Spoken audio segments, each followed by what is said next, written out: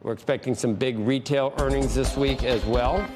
Some economic data later in the week as the markets try to recover from last week's sell-off. Joining us now, RBC Capital Markets, head of U.S. equity strategy, Lori Calvasina. It almost seems like perfectly symmetrical concerns right now in terms of a slowdown and in terms of nagging inflation. You look at consumer confidence. I don't know if Walmart factors into that and what happened last week. You saw Walmart last week. It's part of what hit the Dow with United Healthcare and Walmart. So what's a bigger concern, or is it the risks equal now, or could we have both? That's all we need. We could have both. I mean, frankly, I'm a little bit more worried about the consumer right now in terms of my work. We've seen a bunch of these sentiment surveys, right, with concerning data points over a couple of months now. As you mentioned, we had, the retail earnings that spooked people, and rightfully so. When you have a big bellwether come out and the guidance isn't what people want, you have to listen. And on top of that, we also had the retail sales miss 2 weeks ago. So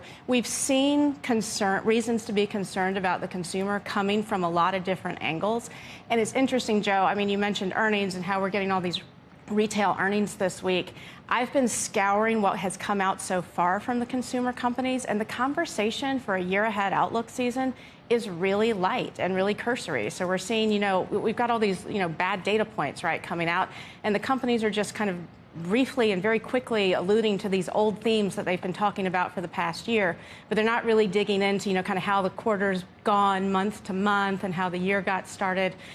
We normally see that kind of stuff. So the silence I find really curious, and I want to see if we're going to continue to get that this week or if we're going to get some real meat. I know you don't really talk individual issues, but what do you think happened with Walmart? And are people worried about margins because of tariffs, or? I think it's the outlook, right? And I think that's a thing that we've seen throughout this reporting season is that the 4Q numbers have come in pretty good, right? Like the beat rates are up versus last reporting season.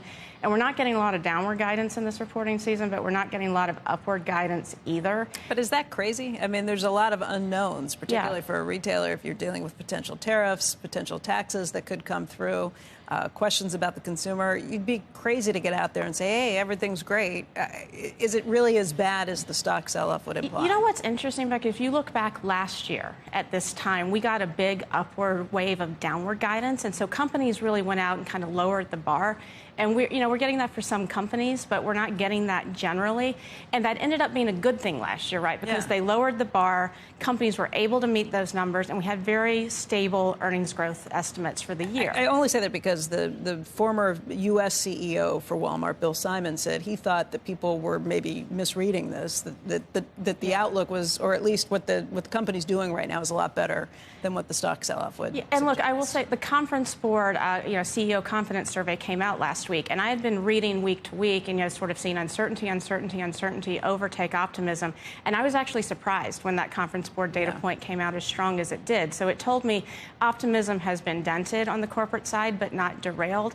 At the same time, though, with all these negative consumer data points coming out, I would really feel a lot better if some of these consumer companies would come out and say, in a more pointed fashion, things haven't changed. We're still seeing what we've been seeing. And again, it just feels a little light, like they're rushing through the conversation, and we're not getting a lot of details. And I've done this job long enough to know sometimes it's what you're not hearing that's most important. Okay. Sometimes the good news, bad news does play. It does work out for us. And I could really see if we had continuing questions about consumer confidence in the economy. If the Fed's back in the game, I could see the market rallying, even though it really is because the economy. But they're so addicted to traders, to the notion of, oh God, if QE came back, or if there's not QT, or if we were going back to 3 or 4 rate cuts instead of questioning whether there will be any. I could see the market actually, in the face of some weakness in the economy, I could still see it doing well. And look, I think to your point, too, the 10-year yield, right, has been moving a little bit lower in here, and we stopped sort of seeing this escalation. And I think that was a pressure point on the market when we were making that run to 5% on the 10-year yields. Now we're, at like 4.4 today? Yeah. That's good as well. But I will tell you, Joe, the last year and a half, the hedge funds all seem to want to play this game on the Fed, where they're constantly dialing up and dialing down expectations, and that's jerking around the stock market. Well, if you can all work it out with math. If you're at 21 times earnings, and let's say earnings aren't quite up as much as you want, they don't go up 15%, they go up 12%, if you could count on the multiple staying at 21 or going to, maybe even going up because rates come down, then the market could be sort of treading water. I mean, are you expecting the market up this year? So we've got 6,600, which is not up a ton from here, but up a little bit. It's a better number now, right, than we've sold off 100 points. A pullback in the meantime at 10%? Our 6,600 bakes in the idea that we're going to get a 5 to 10% drawdown. And so that would, yes, that would take you to like 5,500, 5,800, somewhere in there. That's very normal in this post-COVID environment, this post-2022 environment. If you really start to see economic growth expectations questioned and pulled down in a big way, that could result in something more like a 15 to 20% drawdown, and then our target's not going to work. We're going to have to revisit that. That's not in my base case right now. It's a risky monitor. It's a tail risk. But I will tell you, Joe, on Friday, I was pleasantly surprised that the GDP consensus for 2025 had actually moved up to 2.3%. So it's still inching up, despite all this noise and all these concerns.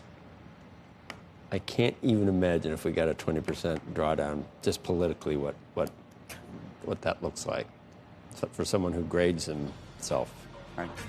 Based on stock market. Well, we had one in 2018, right? And if you go back and sort of look at 2018, and we've plotted out a bear case in case we're wrong on the 6,600, and part of that was looking back at 2018 when we had extremely high positioning, same way we do right now if you look at the CFTC data. Back then it was optimism on tax. This time it's a lot of optimism on regulation. You also had the trade war.